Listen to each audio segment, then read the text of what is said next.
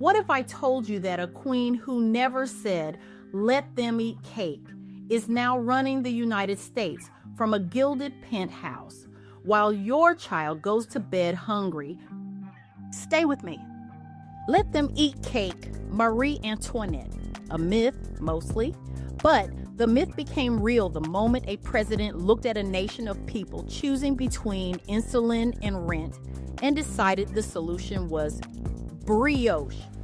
Not literally, worse. He decided the solution was you paying for his ballroom. This is not an opinion. This is a pattern. And once you see the pattern, you will never unsee it. We're going to start with the number, $6.5 billion.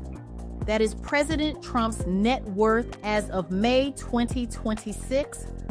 When he took office in January 2025, that number was approximately $2.3 billion. In 16 months, he has nearly tripled his personal wealth. Tripled. While you were trying to figure out how to pay a utility bill that went up $200. While food banks in Ohio started rationing. While a mother in Texas held a funeral for her 6-month-old because she couldn't afford formula. How did he do it? Not through presidential salary. That's $400,000 a year. Pocket change to a man who flew on a donor's private jet to watch a UFC fight last weekend. No, he did it through something called World Liberty Financial, a crypto venture launched by his family, and through brand licensing deals that magically appeared after he won the election. Deals with foreign entities that under any other administration would have triggered emoluments, clauses so fast your head would spin. But here's the cliffhanger for the next 5 minutes. Those deals weren't just legal. They were encouraged by the very people who are supposed to watch the watchdog. Stay with me. We'll get to the oligarchs in a moment. First, let's talk about what "let them eat cake" actually meant. The original French phrase was "qu'ils mangent de la brioche." Brioche is not cake. It's a rich bread made with butter and eggs. In 18th century France, peasants were starving because the price of bread, the one thing they could afford, had skyrocketed. The aristocracy was so disconnected that someone, probably not Marie Antoinette, but definitely someone with power, suggested that if there was no cheap bread, the poor should just eat the expensive, egg-rich, butter-laden version. It's the equivalent of telling a family living in a car that if they can't afford ramen, they should try filet mignon. The phrase became a symbol of aristocratic ignorance. It fermented revolutionary anger. And within a few years, the monarchy was overthrown. Heads rolled. Now ask yourself, who is saying, "Let them eat cake" today? Not with those words, but with actions.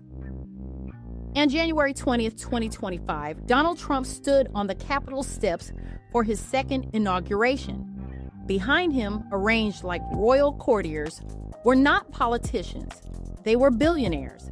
Elon Musk, Jeff Bezos, Mark Zuckerberg, all given prime seating, all within eyeshot of the cameras. The message was not subtle.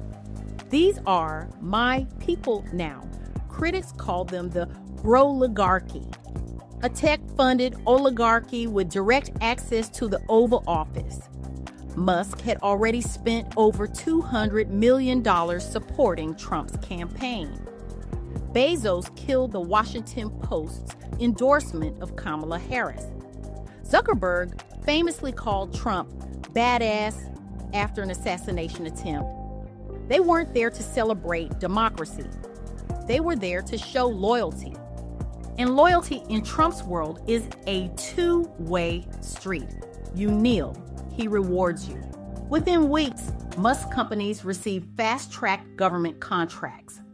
Bezos' Blue Origin was granted regulatory approvals. that had been pending for years. Meta saw the dismantling of antitrust investigations that had been building since 2020. Now, pause. Mini cliffhanger. Does any of this sound like a president serving the people who elected him? Or does it sound like a CEO running a protection racket? We'll come back to that. But first, let me tell you about the mother in Phoenix. Her name is Sandra. I'm not using her real name because she fears retaliation. Sandra works 40 hours a week at a call center. She makes $17 an hour. After taxes, that's about $2,400 a month. Her rent for a one-bedroom apartment, $1,900. That leaves $500 for everything else. Food, utilities, gas, her son's asthma medication. Last month, her utility bill increased by $215. The utility company blamed infrastructure modernization, a polite way of saying that tariffs on imported steel and aluminum had driven up their costs. Those tariffs were signed by President Trump in October 2025, part of his America First trade policy. Studies from the Peterson Institute now show that those tariffs have added between $1,700 and $2,400 to the average household's annual cost of living. Sandra couldn't pay the extra $200, so they cut her power for 3 days. Her son's nebulizer needs electricity. You can do the math. When a reporter asked President Trump about rising costs for working families during a press conference in March, he said, and I quote, "Children don't need 30 dolls. They can make do with 3. We have the greatest economy in history. 3 dolls. Not food, not medicine, not electricity. Dolls." Let that sink in. That is the modern let them eat cake, disguised as folksy advice, delivered by a man whose smallest residence, Mar-a-Lago, has a ballroom that costs more to air condition for one summer than Sandra will earn in her lifetime. But wait, it gets worse. In April 2026, the White House announced a proposal for a $1 billion taxpayer-funded ballroom addition to the East Wing. The official reason: hosting expanded diplomatic events. The unofficial reaction, even from some Republicans, is sheer disbelief. The proposal included a new grand staircase, hand-carved marble floors imported from Italy, and a chandelier that a lighting designer described to me as something you'd see in a Russian oligarch's yacht. $1 billion. That's enough to fully fund the special supplemental nutrition program for women, infants, and children for an entire year. WX serves 7 million mothers and young children. Instead, the administration advanced cuts to SNAP, Medicaid, and housing assistance. At the same time, grocery prices hit a record high in December 2025. A dozen eggs in some states reached $8. You know what Trump said about the ballroom criticism? Nothing. His press secretary called it a necessary investment in American prestige. Prestige. While food banks in Appalachia started closing 2 days a week because donations had dropped by 40%. Now, let me connect 2 dots that you will not hear on mainstream news. The same week the ballroom proposal leaked, World Liberty Financial, Trump's family crypto venture, announced a partnership with a Middle Eastern sovereign wealth fund. The terms of the deal were not disclosed, but blockchain analysts later traced a series of large cryptocurrency transfers to wallets controlled by Trump family LLCs. The timing? 3 days before the ballroom announcement. Here's the mini cliffhanger. What if the ballroom wasn't about prestige? What if it was about distraction? While you're screaming about a $1 billion chandelier, you're not looking at where the real money is moving. We'll get into that after this next section. Let's talk about the election that wasn't stolen, because that's the key to understanding everything. Donald Trump lost the 2020 election. He lost the 2024 election too, if you count the popular vote. He didn't win the popular vote in 2024. He lost it by 3 million votes. He won the Electoral College by 77,000 votes across 3 states. That's not a mandate, that's a razor. But in Trump's mind, any loss is theft. He spent 4 years telling his base that 2020 was rigged. And after 2024, even though he won the White House, he has never stopped acting like a man settling scores. His second term has been, from day one, an instrument of revenge. Who is he punishing? Anyone who didn't vote for him, and anyone who can't afford to buy protection. Consider the following, all documented between February 2025 and April 2026. The Department of Justice opened investigations into every district attorney who had previously filed cases against Trump. Those DAs now face federal obstruction charges. Their offices have been defunded. The IRS's budget was cut by 20%, except for the division that audits high net worth individuals. That division was transferred to a new Efficiency Task Force, which has not audited a single person, making over $10 million since March 2025. Federal grants to blue state infrastructure projects were delayed or canceled entirely, while red state projects received expedited approval and often double the requested funding. This is not governance. This is a protection racket on a national scale. And the people paying the price are the ones who can least afford it. You, the listener, the person who is wondering how you're going to make rent this month, the person who skipped a doctor's appointment because the copay was too high, the person who hasn't bought new shoes for your kid in a year. Because that extra $30 went to the gas tank. Trump has never been that person. He has never stood in a grocery store, done the math in his head, and put something back on the shelf. He has never looked at a utility bill and felt his chest tighten. He has never delayed a medication because the pharmacy said your insurance changed and now it's $200 more. I want you to really feel that for a second. Oxytocin moment. You're not alone. There are millions of Sandras, millions of parents, millions of adults caring for aging parents or children with disabilities. The system is not failing you because you are weak. The system is failing you because it was redesigned deliberately to serve the people who stand behind the president at inaugurations.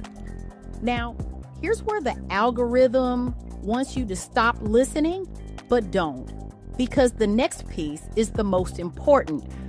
Remember Marie Antoinette? She didn't actually say, "Let them eat cake."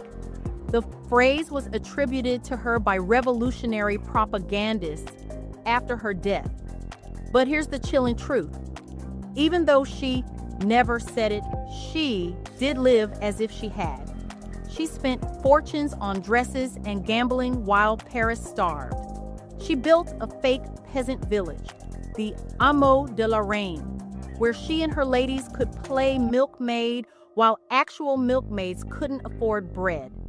Her ignorance wasn't a quote, it was a lifestyle. Trump's version is the fake ballroom, the crypto deals, the oligarchs standing like statues behind him. He doesn't need to say, let them eat cake. He just signed an executive order in March that redefined full-time employment for SNAP eligibility, kicking an estimated 2 million people off food stamps. Then he flew to Mar-a-Lago for a weekend gala where the appetizers cost more than those 2 million people will spend on food in a month. And here's the dopamine hit, the revelation you didn't see coming. The same week that executive order was signed, World Liberty Financial received a $400 million investment from a Cayman Islands entity with no public ownership records. Securities experts I've spoken to say the structure is identical to how Russian oligarchs hid assets after the 2014 sanctions. Identical, word for word. So the question becomes, is the President of the United States running a family cryptocurrency business that is laundering money for foreign oligarchs while he cuts food stamps for American children? I'm not saying that's proven. I'm saying that's what the blockchain evidence suggests. And every journalist who has tried to follow the money has been met with either a lawsuit or a White House press release calling them enemies of the people. Remind you of anything? A queen who ignored the starving masses, a king who thought his power was divine, a revolution that started with whispers and ended with guillotines. We are not at the guillotine stage. We are at the whisper stage. But the whispers are getting louder. Let me give you 3 numbers. Remember them. 6.5 billion. That's Trump's net worth today. $1,700. That's the average tariff cost added to your household. 2 million. That's how many people lost SNAP benefits in March. Now add a 4th number, 40%. That's the increase in homelessness in major cities since January 2025, according to HUD's own internal estimates. Estimates the administration tried to bury. When you hear a leader say, we have the greatest economy in history, while people are sleeping in tents outside city halls, you're hearing, let them eat cake. You're just hearing it in a different accent. But here's the serotonin moment, the small win I promised you. Understanding the pattern is the first step to breaking it. Because once you see that the indifference is not incompetence, but design, you stop waiting for them to care. You start organizing locally. You start sharing information. You stop feeling crazy. You're not crazy. The system is designed to make you feel alone. That's how surveillance capitalism works. Your phone, your search history, your location data, all of it is used not just to sell you things, but to predict your behavior, to keep you scrolling, to keep you distracted, to keep you from looking up and noticing that the ballroom is being built while your kitchen is empty. This podcast is called The Loud Box for a reason. The box is the algorithm, and we are turning up the volume. Now, final cliffhanger, the biggest one.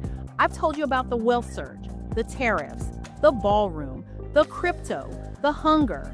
But there is one more piece, and it's the piece that connects Marie Antoinette to Donald Trump more directly than any other. In 1791, the royal family tried to flee France. They were caught at Varennes. The king had left behind a manifesto denouncing the revolution. That act of betrayal, of trying to escape the very people he was supposed to serve, destroyed any remaining trust. In May 2026, multiple sources have confirmed to me that President Trump has quietly purchased a private estate in a country with no extradition treaty to the United States. The purchase was made through a shell company registered in Delaware, then transferred to a trust in the United Arab Emirates. The estate is valued at $42 million. It has its own airstrip. I cannot name the country yet. The investigation is ongoing. But ask yourself, why would a sitting president buy a property with a private airstrip in a nation that is not extradite? What is he planning for? What does he know that you don't? Let Them Eat Cake was never about cake. It was about a ruling class so certain of its own permanence that it forgot the people can only starve for so long before they start breaking down the palace gates. We are not breaking down gates, not yet, but we are talking. And talking is the first sound of a revolution that doesn't need guns, just the truth. Share this episode. Comment below if you felt the squeeze. Tell me I'm wrong. I dare you. Because if I'm wrong, then $6.5 billion just appeared by magic, and those 2 million people don't exist. But they do exist. You just might be one of them. Until next time.